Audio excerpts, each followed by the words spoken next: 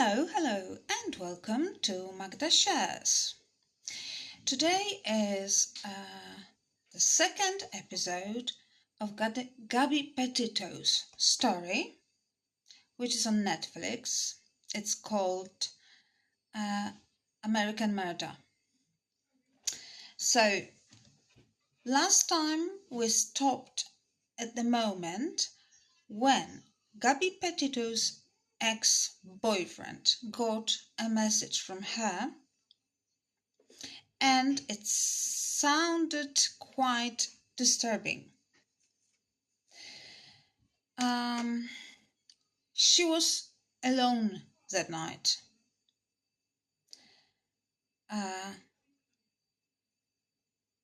Because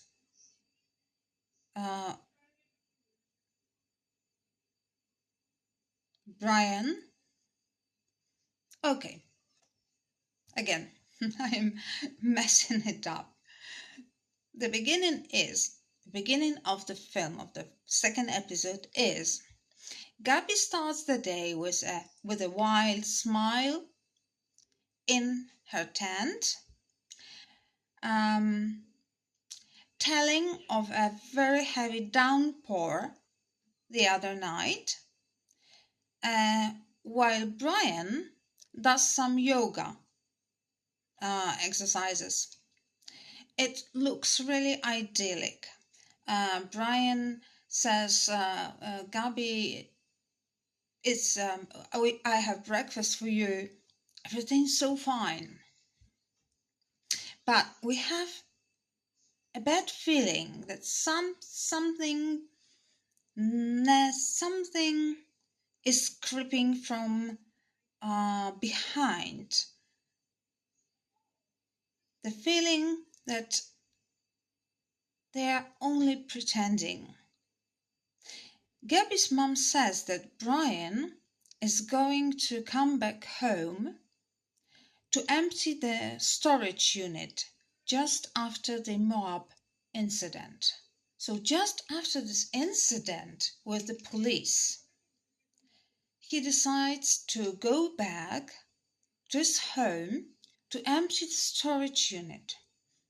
And Gabby decides to stay home to edit the film, which is supposed to be the first film of their journey. And she is alone that night. She decides to call, or maybe the conversation between her and her ex-boyfriend, is possible. First, it started with this message. That night, Gabby is alone, so they are able to talk on the phone. At the beginning, this conversation is just like catching up on what has changed in their lives. So, just chatting freely, what's going on. And only at the end does Gabby mention that she's actually going to leave Brian. So she had this idea in her mind that she wanted to leave. And her ex-boyfriend says that he noticed that she was genuinely afraid. He didn't know what of, but she was genuinely afraid.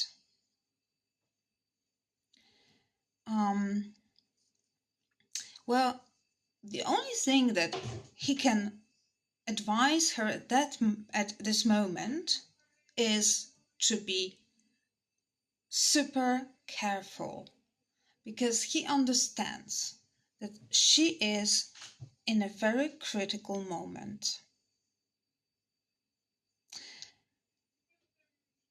22nd of August 2022, Gabby is secretly texting with her ex-boyfriend from a restaurant where she's dining with Brian. And it's obvious Gabby is trying to make some contact with him, but feels trapped with Brian. Later that day, Gabby calls her ex-boyfriend, but he's at work and never answers. So they never had another conversation again. The same day, Gabby and Brian appear on CCTV footage at Whole Foods in Jackson, where they do shopping. And that's the last known footage of Gabby alive. Gabby's mom makes many attempts to contact her, but her daughter sends her only quite confusing messages.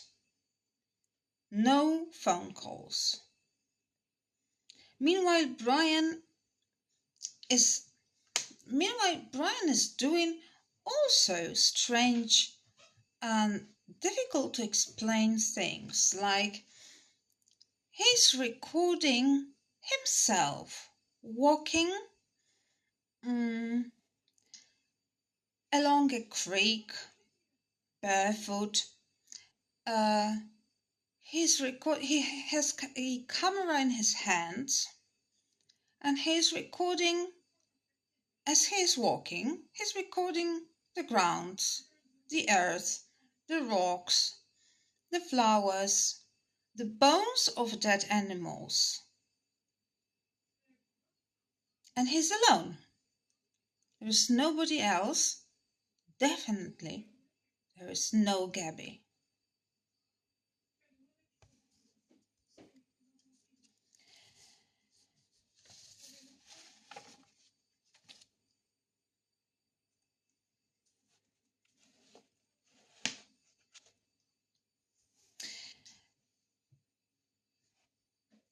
Her mom has been trying to contact her for many, many days. And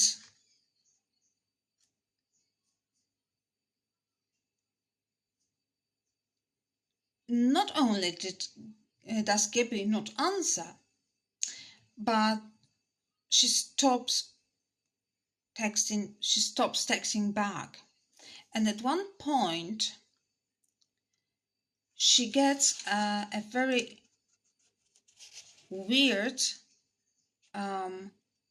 text from Gabby, which says,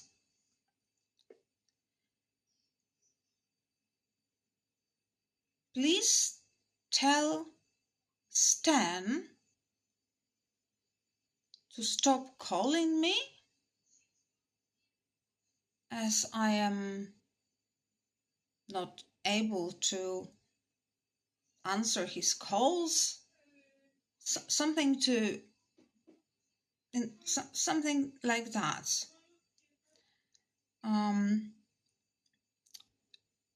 What is weird about this message is that Stan is Gabby's grandfather, and Gabby never calls her grandmother Stan.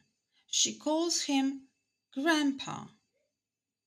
So it is obvious for Gabby's mom that message is not written by Gabby. But she thinks that maybe Gabby is driving and Brian is texting. But she can never find that out because she does not get another message. And as the days go by without any message, any information about Gabby, she decides to inform the police. Of course, in the meantime, she contacts Brian's parents, but they are not cooperative. They do not want to talk much. And things become very suspicious, and it looks very dangerous when Gabby's parents find out that Brian is actually back home. He's back home alone without Gabby. His parents don't want to talk to Gabby's parents,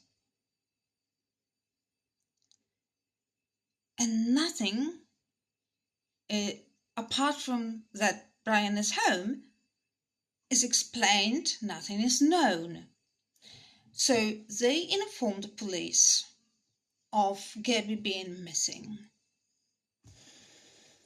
The police contact Brian's Brian's parents. They visit them at their house, and the only information that they get is, "We are not going to talk to you. We've got a lawyer." So they got lawyered up. Why? What happened? It must have been something so huge that they got lawyered up. They don't want to talk to the police. Brian doesn't want to talk to the police. And there is a lawyer. Things look very bad.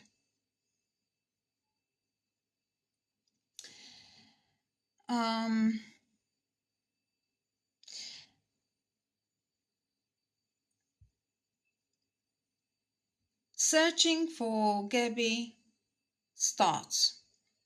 People help. And because Gabby and Brian are known for their internet activity and their moving from one place to another, so they are known within the camping community. The camping community are involved in this case in helping out. Two women contact the police with information about Brian. They state they believe that they saw Brian sometime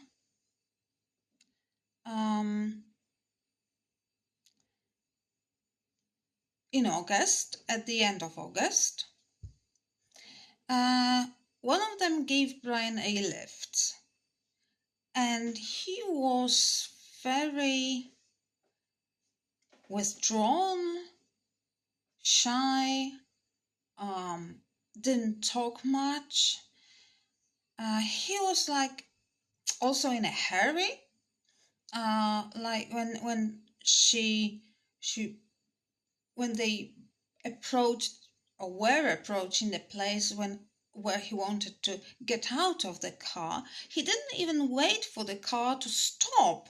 He just popped out of the car when it was still moving. And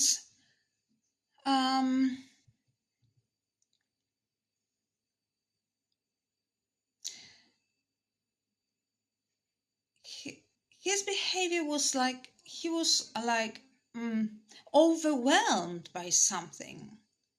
like by some thoughts. He was like absent-minded. That was her observation.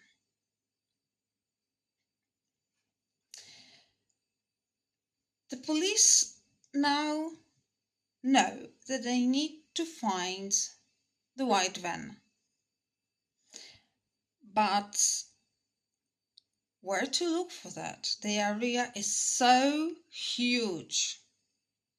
It will take forever to find the white van. But there, another person comes with help. Another YouTuber who also is travels and camps, and that is a couple actually. But a woman noticed something very important while they were driving to their camping site around like 27th, 28th of August. They noticed a white van parked on the side of a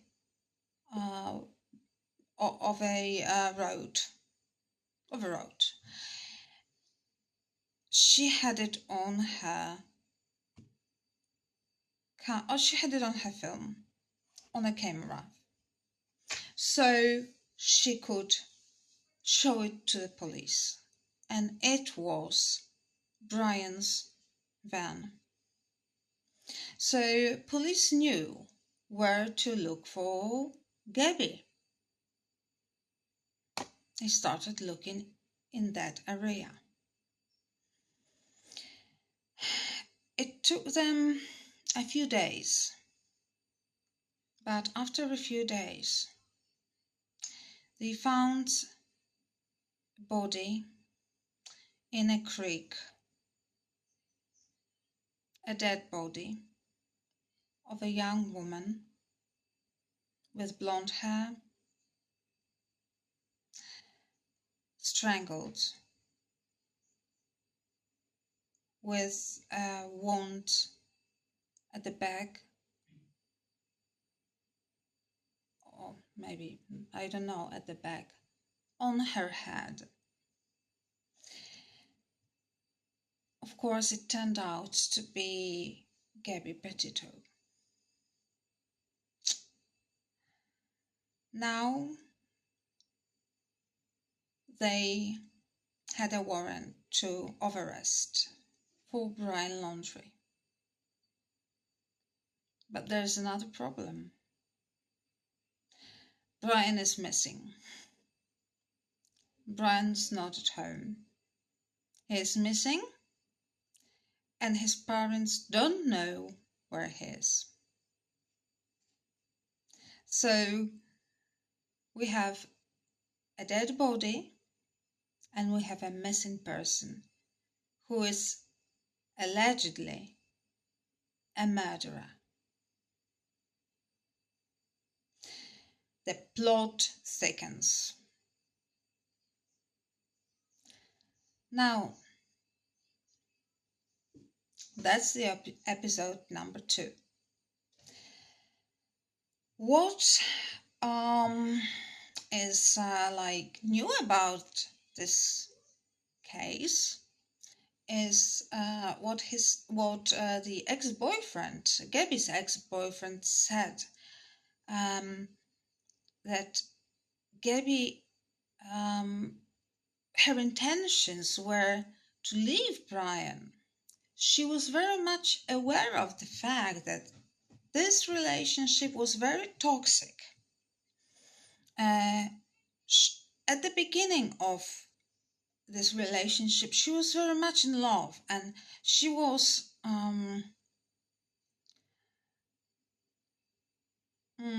she excused him and each and every blunder of his. But with time, she started to notice that these are not blunders. These are serious actions of manipulation and domestic abuse. So she grew to the idea of leaving, but she was afraid. I think she was afraid for her life. That's what her boyfriend said. He had this feeling that Gabby was afraid for her life. That's why he had she. That's why he said to her, be super careful." But that unfortunately was not enough. Okay. Thank you so much for being with me. Thank you for your cordial, wonderful comments. I appreciate them so much. And I hope I'll be with you shortly with the last episode, number 3. So see you soon and good night or have a nice day. See you soon. Bye.